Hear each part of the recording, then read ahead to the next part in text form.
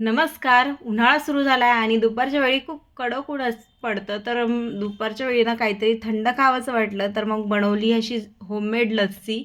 तर लस्सी बनवण्यासाठी मी ना घरचंच हे दही घेतलं आहे. तर तुम्हाला माहितीच आहे, आई घरीच तूप, ताक, दही बनवत असते. तर हे घरचं लावलेलं दही आहे.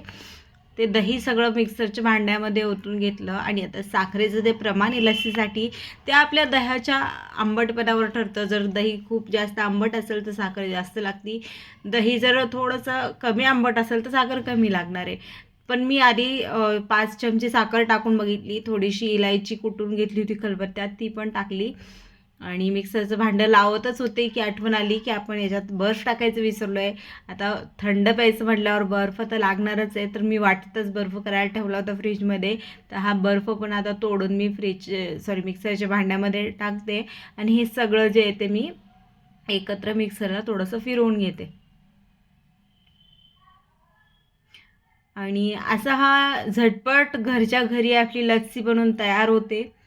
एकदा मी टेस्ट करून बघणार आहे ही साखरेचं प्रमाणाला व्यवस्थित आहे का? कारण माझं पण घरचं दही आहे. घरचं दही हे थोडं आंबट असतं.